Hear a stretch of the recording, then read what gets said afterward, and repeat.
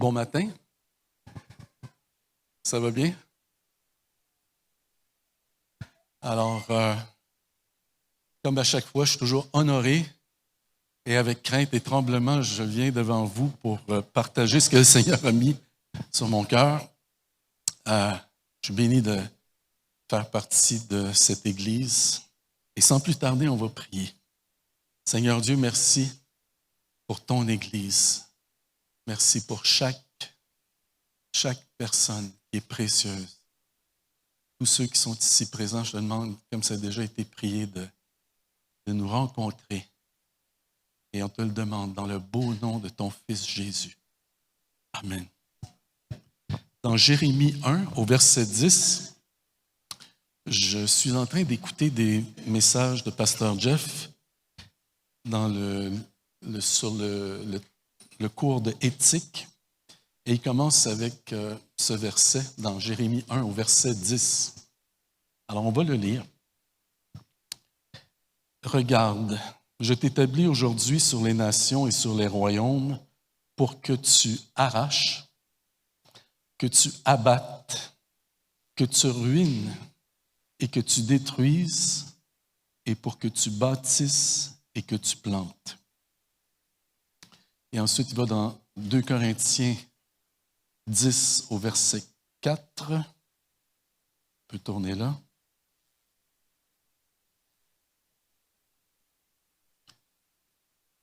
Je sais qu'avec votre téléphone, ça va toujours plus vite qu'avec une Bible. C'est toujours le défi, avec juste une main. 2 Corinthiens 10, verset 4. On y va? Ça s'en vient. Donc, car les armes avec lesquelles nous combattons ne sont pas charnelles, mais elles sont puissantes par la vertu de Dieu pour renverser des forteresses, des tours de raisonnement. Nous renversons les raisonnements et toute hauteur qui s'élève contre la connaissance de Dieu et nous amenons toute pensée captive à l'obéissance de Christ. Donc, ces deux passages nous disent et c'est ce que Pasteur Jeff nous disait au début, c'était avant de recevoir, il faut détruire nos façons de voir, notre conformisme, de ne pas se conformer à des choses ou à notre manière personnelle de voir les choses, mais d'être plutôt transformé par la parole de Dieu, cette parole qui régénère. C'est une parole de vie. Et c'est ce qu'on va essayer de faire ce matin. On va essayer de mettre de côté ce qu'on pense connaître, la sagesse qu'on pense avoir, et on va essayer de voir qu'est-ce que le Seigneur veut nous dire.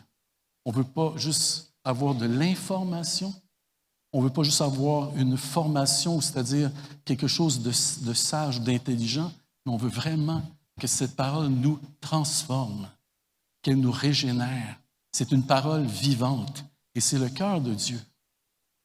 Donc, le passage à l'étude que j'ai choisi se retrouve dans Hébreux au chapitre 6. Et dans Hébreux, l'auteur veut nous donner un espoir inébranlable pour nous empêcher de dériver sans but dans notre marche avec Dieu. Et je ne vais pas lire le début du chapitre 6, mais c'est dans ce début où il y a les versets à controverse où on peut parler de la perte du salut.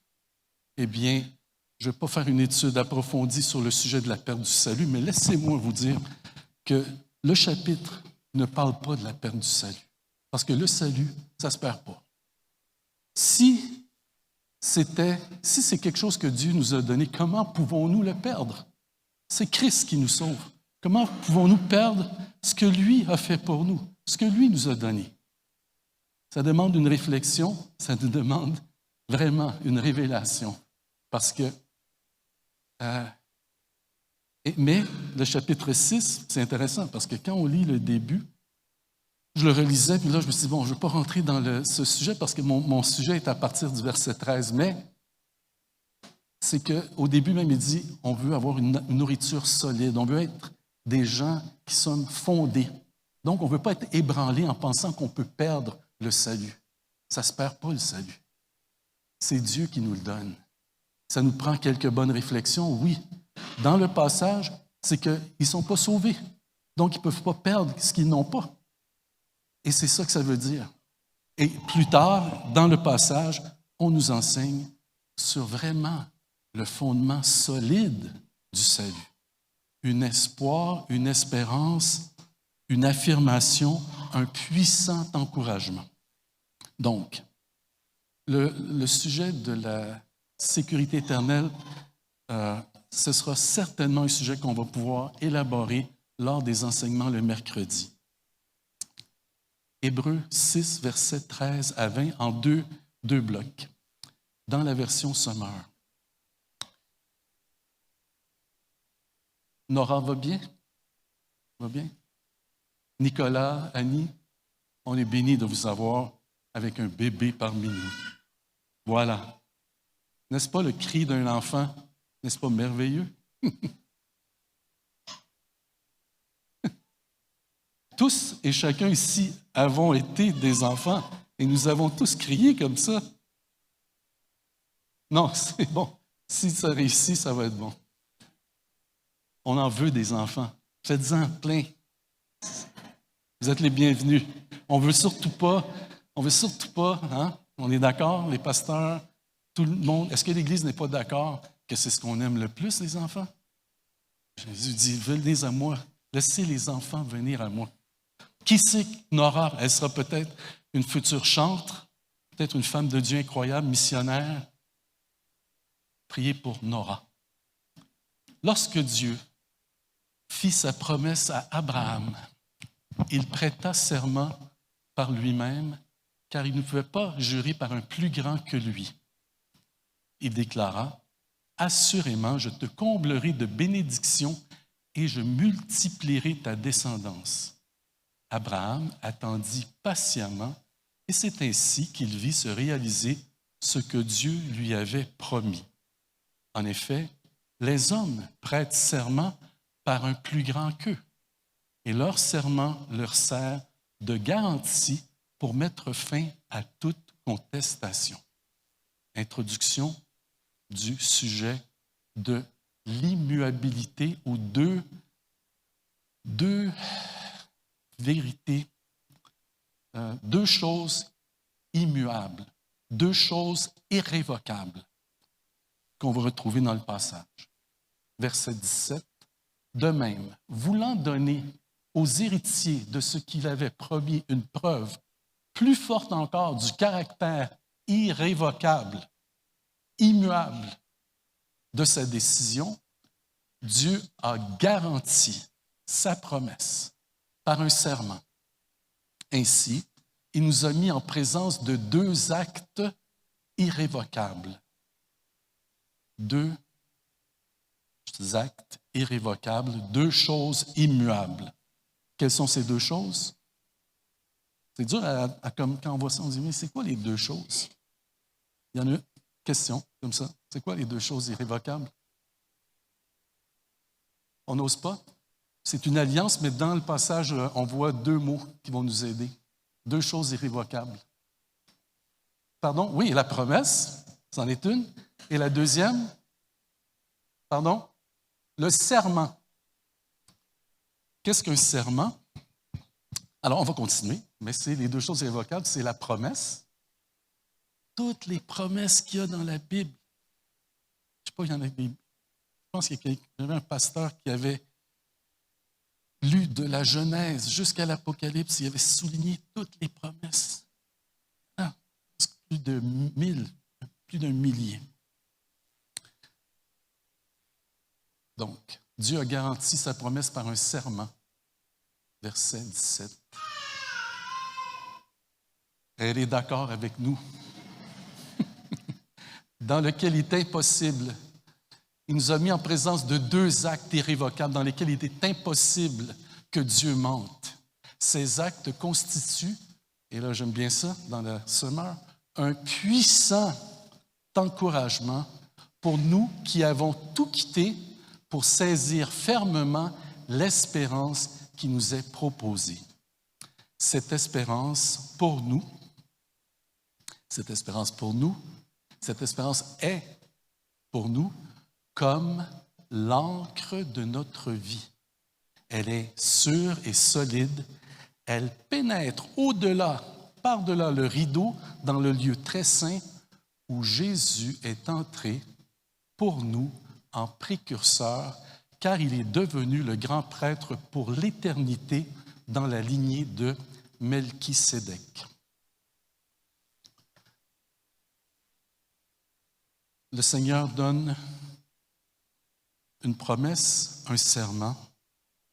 Qu'est-ce qu'un serment? La signification, c'est une affirmation solennelle de quelqu'un en vue d'attester la vérité d'un fait, la sincérité d'une promesse et l'engagement de bien remplir les devoirs de sa fonction. Impossible à Dieu de mentir.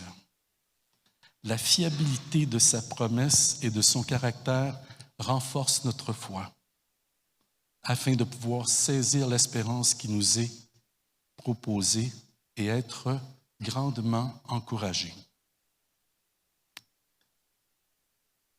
Un puissant encouragement et on la possède comme une ancre solide, comme une ancre de l'âme, ferme et sécurisée. Il est devenu souverain sacrificateur pour toujours, selon l'ordre de Melchisédek. On va voir tantôt, on va parler un peu de Melchisédek. Est-ce que vous savez où est-ce qu'on retrouve l'information à propos de Melchisédek? Oui.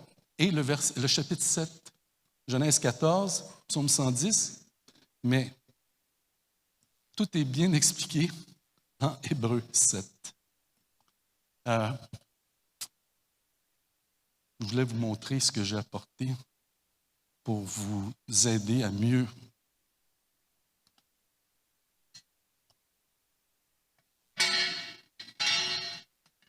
comprendre cette espérance. Nous la possédons comme une encre.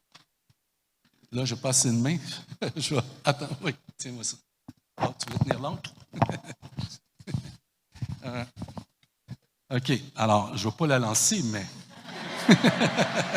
il y a une corde. Il y a une corde qui est bien attachée. Vous voyez comment c'est bien fait, une encre? Regardez ça. C'est fait exprès que ça tombe. Puis après ça. Et là, quand on la ramasse, elle se fait une petite place dans le sol. Puis là, elle s'accroche. Et là, le bateau arrête de bouger. Alors, cette ancre, on la lance. Elle s'en va où? Pardon, au-delà du voile, là où Jésus est là. Il est assis et il intercède pour nous. Et nous, cette espérance est accrochée après ça. Est-ce que c'est une belle illustration?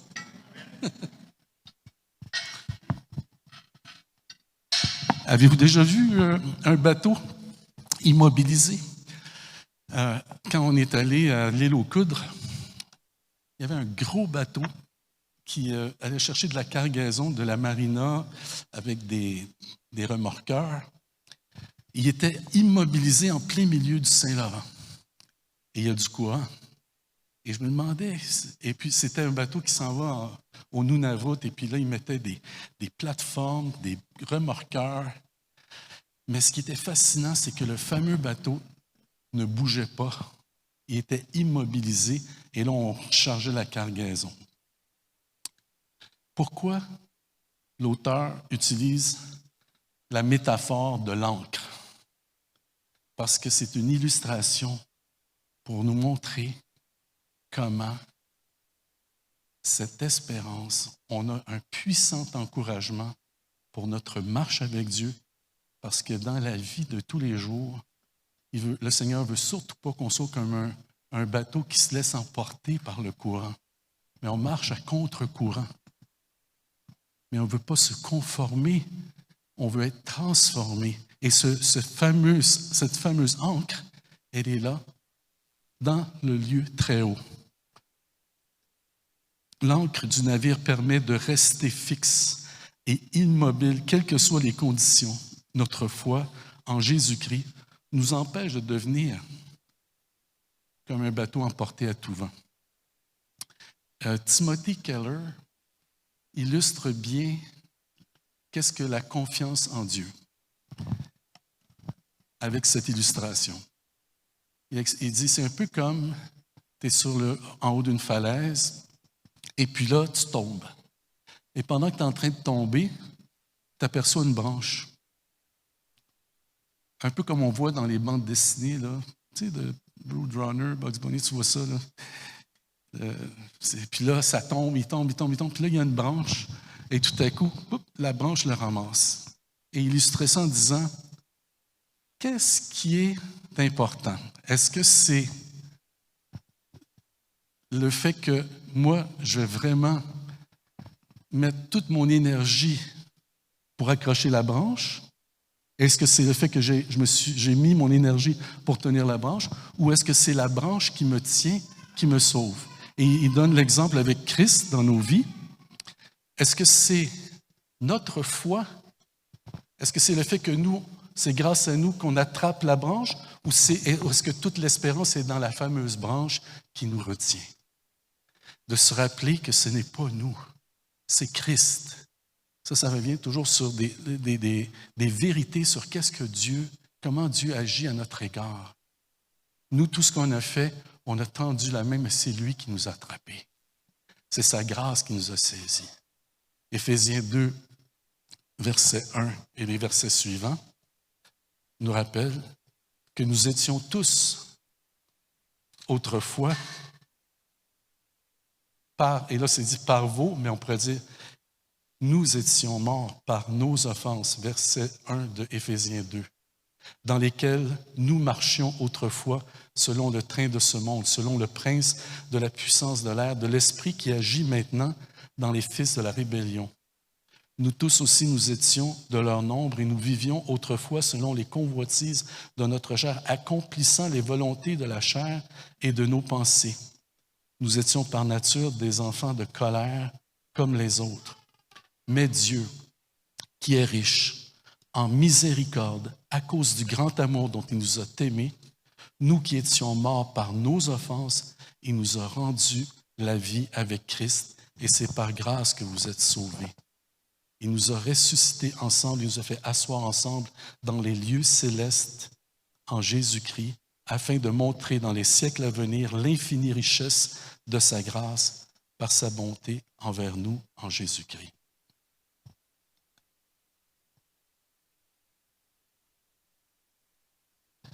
Nous avons cette espérance vivante et elle est comme un ancre qui se tient solidement parce qu'elle est liée.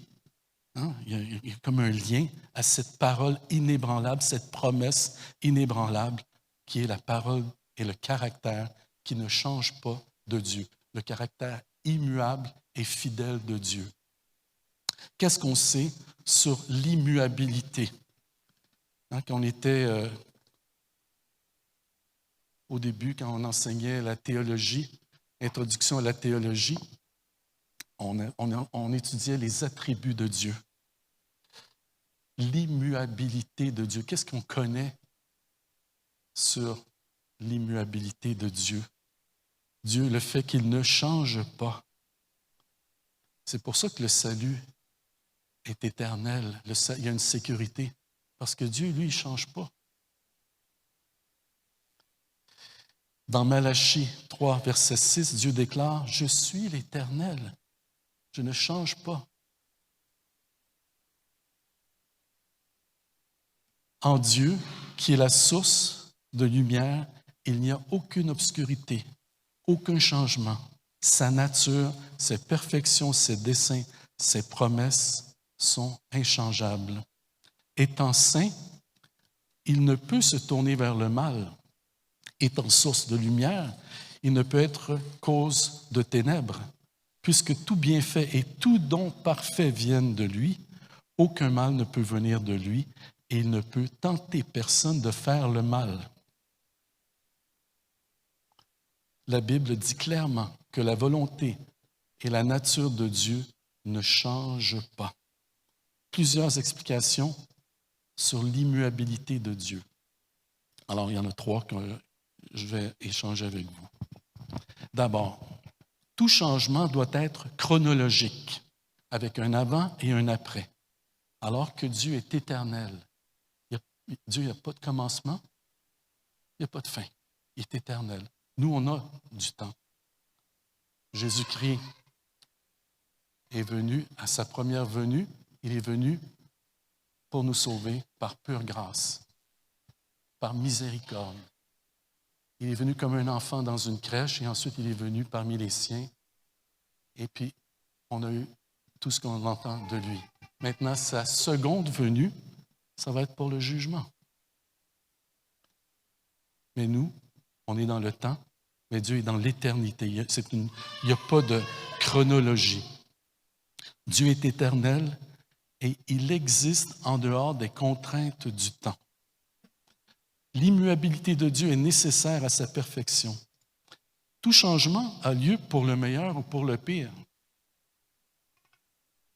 Un changement qui ne fait pas de différence n'en est pas vraiment un. Pour qu'il y ait un changement, il faut soit que quelque chose s'ajoute pour le mieux, ou soit que quelque chose se perde pour le pire. Dieu qui est parfait n'a besoin de rien et ne peut donc pas changer pour le meilleur. Et de plus, s'il perdait quelque chose, il ne serait plus parfait et ne peut changer pour le pire. Ça demande de la réflexion. Ça demande même une révélation. C'est pour ça qu'on a commencé en disant, on doit enlever qu'est-ce qu'on pense connaître de Dieu.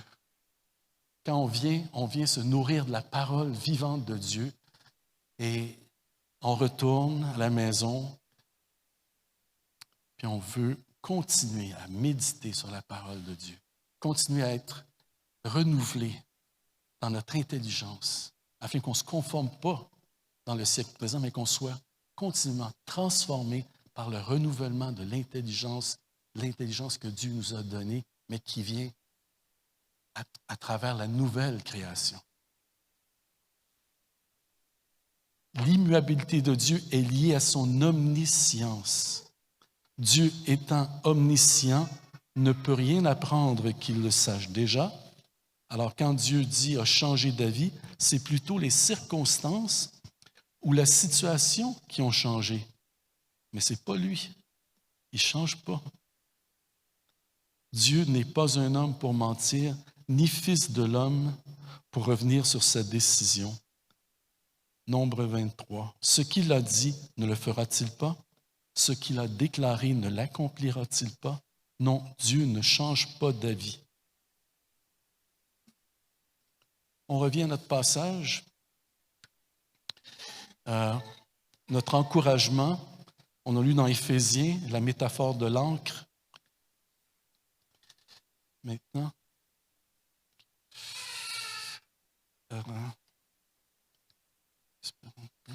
excusez-moi. Ici, voilà. Melchisédek. Qui est Melchisédek? On a dit Genèse 14, Psaume 110, Hébreux 6 et 7.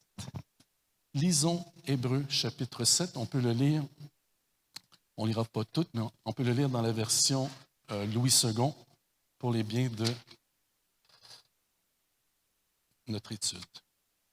Est-ce que ça va bien tout le monde? Merci.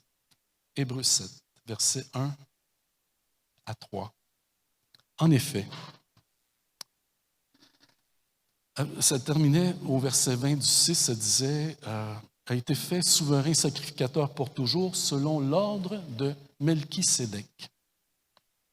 En effet, ce Melchisédek, roi de Salem, sacrificateur du Dieu Très-Haut, qui alla au-devant d'Abraham lorsqu'il revenait de la défaite des rois qui le bénit, et à qui Abraham donna la dîme de tout, qui est d'abord roi de justice d'après la signification de son nom, et, alors, Melchisédek veut dire roi de justice, la signification de son nom, ensuite, roi de Salem, c'est-à-dire roi de paix, qui est sans père, sans mère, sans généalogie, qui n'a ni commencement de jour, ni fin de vie, mais qui est rendu semblable au Fils de Dieu ce Melchisédek demeure sacrificateur à perpétuité. Ensuite, on va aller un peu plus loin, verset 11. Si donc la perfection avait été possible par le sacerdoce lévitique, car c'est sur ce sacerdoce que repose la loi donnée au peuple, qu'était-il encore besoin qu'il parût un autre sacrificateur selon l'ordre de Melchisédek et non selon l'ordre d'Aaron? Car le sacerdoce étant changé, nécessairement aussi il y a un changement de loi. En effet, celui de qui ces choses sont dites appartient à une autre tribu, dont aucun membre n'a fait le service de l'autel, car il est notoire que notre Seigneur est sorti de Juda, tribu dont Moïse n'a rien dit pour ce qui concerne le sacerdoce. Cela devient plus évident encore quand il paraît un autre sacrificateur à la ressemblance de Melchisédek. Ni commencement de jour, ni fin de vie. Institué non d'après la loi d'une ordonnance charnelle, mais selon la puissance d'une vie impérissable. Car ce témoignage lui est rendu. Psaume 110. Tu es sacrificateur pour toujours, selon l'ordre de Melchisédek. Il y a ainsi abolition d'une ordonnance antérieure. Donc, c'est un peu comme si on enlève ce qui était avant. On détruit, on arrache, pour ensuite, à cause de cette impuissance et de son inutilité, la sagesse des hommes est impuissante, elle est inutile. Notre propre sagesse, c'est-à-dire celle qui n'a pas passé au feu par le renouvellement de l'intelligence ou par notre nouvelle naissance en Jésus-Christ, eh bien, elle est inutile aussi. Où est la sagesse? La prédication de la foi, de la croix, est une folie. On continue. Car la loi n'a rien amené à la perfection et introduction d'une meilleure espérance par laquelle nous approchons de Dieu. Et comme cela n'a pas eu lieu sans serment, le voilà notre serment. Une promesse, un serment, deux choses immuables, un puissant encouragement. Car tandis que les Lévites sont devenus sacrificateurs sans serment, Jésus l'est devenu avec serment par celui qui lui a dit, « Le Seigneur a juré, il ne se repentira pas. Tu es sacrificateur pour toujours selon l'ordre de Melchisédek. » Jésus est par cela même le garant d'une alliance plus excellente. De plus, il y a eu des sacrificateurs en grand nombre dans tout l'Ancien Testament, parce que la mort les empêchait d'être permanents. Mais lui, parce qu'il demeure éternellement, possède un sacerdoce qui n'est pas transmissible. C'est aussi pour cela qu'il peut sauver parfaitement. C'est aussi pour cela qu'il peut sauver parfaitement. Quand on est sauvé parfaitement. Si on n'est pas sauvé, on n'est pas sauvé. Mais si on est sauvé parfaitement. Parce qu'il est capable de sauver parfaitement. Il est capable de sauver parfaitement. Il est capable de sauver parfaitement. Est-ce qu'il y en a qui veulent s'approcher de Christ par la foi pour être sauvés parfaitement? Est-ce que vous êtes des brebis sans berger? On a appris l'Éternel est mon berger. Est-ce que l'Éternel est votre berger? Est-ce que vous êtes une brebis égarée? Il peut vous sauver parfaitement, simplement en venant à lui. Et si vous venez à lui, eh bien, il va vous sauver. Parce qu'il est toujours vivant.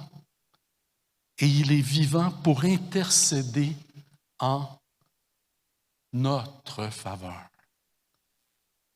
Il est toujours vivant pour intercéder en notre faveur. Et c'est pour ça que cette espérance ne trompe point et que cette espérance est comme une ancre de notre âme qui est attachée à la parole de Dieu et qu'on a lancée là où il est assis à la droite du Père. Et il est là et il intercède pour nous. Il nous convenait en effet d'avoir un souverain, d'avoir besoin d'un souverain sacrificateur comme lui, saint, innocent, sans tache, séparé des pécheurs, plus élevé que les cieux et qui n'a pas besoin, comme les souverains sacrificateurs, d'offrir chaque jour des sacrifices, d'abord pour ses propres péchés, ensuite pour ceux du peuple, car ceci, il l'a fait une fois pour toutes en s'offrant lui-même. En s'offrant lui-même pour nous, en donnant sa vie pour nous à la croix. En effet, la loi établit souverain sacrificateur des hommes sujets à la faiblesse. Mais la parole du serment qui a été fait après la loi établit le Fils qui est parfait pour l'éternité.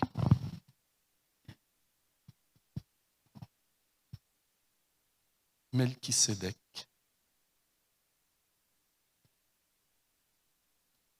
Ce que j'aime beaucoup, c'est que la loi mosaïque était insuffisante pour sauver. Et si la perfection aurait pu être atteinte par le sacerdoce lévitique, en effet, la loi donnée au peuple a établi ce sacerdoce. Et pourquoi était-il encore nécessaire qu'il vienne un autre sacrificateur? Bien, on a besoin d'un meilleur sacerdoce, un sacerdoce éternel, un sacerdoce pour nous sauver de nos péchés pour l'éternité, et basé non pas sur des sacrificateurs qui étaient temporaires, mais sur un sacrificateur qui était pour être éternel. Un prêtre, c'est un médiateur entre Dieu et l'homme. Qui est notre médiateur? C'est Jésus-Christ. Jésus, notre grand prêtre, selon l'ordre de Melchisédek, n'est pas seulement notre médiateur, mais aussi notre sacrifice. En raison de sa résurrection, la mort n'interrompt pas son travail. Jésus reste notre grand prêtre éternel. Il est aussi le roi qu'on voit dans Apocalypse. Il est le médiateur éternel entre Dieu et l'homme et l'autorité finale en tant que roi régnant qui reviendra bientôt et établira son royaume physique dans la même ville d'où Melchisédek était originaire, Jérusalem. En terminant, Psaume 119. Ah oui, je voulais aussi... je voulais parler des brebis. On va aller dans Jean 10. Je voulais parler des brebis. J'ai le temps. Je vais préparer. Je m'étais dit, je ne sais pas si je vais avoir le temps, mais Pasteur Emmanuel, vous vous rappelez, le berger, l'Éternel est mon berger. Quelqu'un qui a dit, on prie pour les pasteurs. On est 6, 7 avec Pasteur Michel. Et il y a d'autres types de bergers aussi dans l'Église.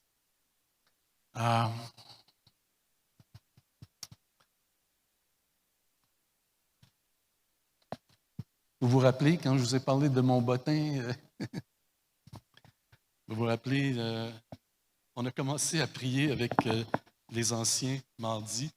On allait dans les lettres. Je pense qu'on s'est arrêté à F, ça se peut-tu? Ou à G? On allait personne par personne. Puis on essayait, moi je connais bien, ou on avait des Est-ce qu'il y a des gens ici qui n'ont pas d'abord le berger, Jésus? Première question. Si Jésus n'est pas votre berger, nous vous invitons fortement à prendre la décision de recevoir Jésus comme votre Seigneur et Sauveur. Vous êtes une brebis et lui, il est le bon berger. Et puis, il dit, mes brebis entendent ma voix et elles me connaissent. Et personne ne les ravira de ma main. Le voleur ne vient que pour égorger, dérober, égorger, détruire. Moi, je suis venu afin que mes brebis aient la vie. Alors, première question, est-ce que vous avez Jésus-Christ comme berger? On fera un appel, c'est ce qu'on veut faire à chaque fois. Deuxième question. Bien entendu, pasteur Sylvain, il a à cœur vraiment chacun de vous et tous les autres anciens aussi, mais on ne peut pas prier pour tout le monde, connaître tous les gens. Dieu nous confie, vous avez un cercle de gens plus proches et je vous encourage fortement à ne pas être seul. Ne soyez pas seul. Venez pas ici seul. Apprenez à connaître quelqu'un d'autre et apprenez à simplement faire partie d'un petit troupeau de brebis dans l'Église sous lequel vous sentez que vous appartenez. Vous avez un sentiment d'appartenance. Parce que c'est ça l'Église. C'est les retraités, c'est les familles, c'est les activités, c'est le culte du dimanche, c'est les réunions de prière, c'est les différentes activités. Je pense à Marjolaine et Jacques, avec les diacres, et puis tous les ministères de l'Église qui vont s'établir à l'automne. On apprend à voir chacun, là je ne veux pas nommer de nom pour en oublier, mais j'ai des gens autour de moi pour lesquels je prie. Mais je ne prie pas pour tout le monde, malheureusement. Là, je me fais un devoir d'essayer de connaître tout le monde dans le bottin, première chose. Et quand je le regarde, oui, je peux prier, mais par exemple, il y a eu une inondation, là. Est-ce que quelqu'un est tout seul? Il y a une inondation, il ne connaît personne. Il n'a pas pu même pas demander de l'aide à ses voisins parce qu'il ne connaît personne. Et puis, ou bien, non, il y a eu une inondation, mais sa famille est proche, ses voisins. Est-ce que vous voyez où est-ce que je veux en venir? D'abord, Jésus, votre premier berger. Ensuite, vous êtes dans l'Église, vous avez des petits moutons, des petites brebis. Je vous encourage à... Et dans Jean 10, il y a des belles promesses pour les brebis. Parce que c'est le chapitre du bon berger. En vérité, je vous le dis, celui qui n'entre pas, là on s'adresse à ceux qui n'ont pas de berger, qui n'entre pas par la porte de la bergerie, mais qui monte par ailleurs, est un voleur et un brigand. Mais celui qui entre par la porte est le berger des brebis. Le portier lui ouvre et les brebis entendent sa voix. Il appelle par leur nom les brebis qui lui appartiennent et il les conduit dehors. Lorsqu'il fait sortir toutes ses brebis, il marche devant elles et les brebis le suivent parce qu'elles connaissent sa voix. Elles ne suivront point un étranger, mais elles fuiront loin de lui parce qu'elles ne connaissent pas la voix des étrangers. Jésus leur dit cette parabole, mais ils ne comprirent pas de quoi il parlait. Jésus dit encore, en vérité, je vous le dis, je suis la porte des brebis. Tous ceux qui sont venus sont des voleurs et des brigands, mais les brebis ne les ont pas écoutés. Je suis la porte. Si quelqu'un entre par moi, il sera sauvé. Comment? Si Jésus dit qu'il va être sauvé, là, puis si on entre par la porte, là, est-ce que ça peut changer, ça? Ça peut-tu changer? Est-ce qu'il pourrait changer d'avis? Est-ce que Dieu va changer d'avis à notre égard si on a simplement cru? Est-ce que Dieu va changer d'avis? Non. Si on vient à lui, on va être sauvé. Ça, c'est rassurant. C'est vraiment important. Si on n'est pas certain de notre salut, je me rappelle, des fois, on entendait des prédications comme ça, au début de ma foi, je n'étais pas certain. Mais non, Dieu ne veut pas que tu ne te sentes pas certain. Il veut que tu aies l'assurance. C'est la ferme assurance qu'on a vue dans Hébreux 6. C'est un ancre solide, un puissant encouragement, parce qu'il y a deux choses, la promesse et le serment, qui ne changent pas. Ce qu'il a promis, on le voit ici. Je suis le bon berger. Le bon berger donne sa vie pour ses brebis. Verset 28. Je leur donne la vie éternelle et elles ne périront jamais. C'est quoi le chant qu'on chante? Jamais, jamais, jamais, jamais, jamais, jamais, jamais, jamais. Excusez. Jamais. Elles ne périront jamais. Et personne ne les ravira de ma main. Psaume 119. Psaume 119. Et on va terminer là-dessus. On peut se lever pour lire les versets. Psaume 119.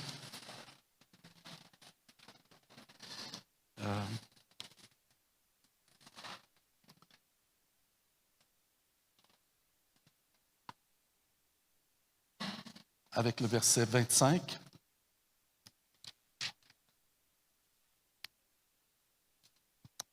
Mon âme est attachée à la poussière. Rends-moi la vie selon ta parole.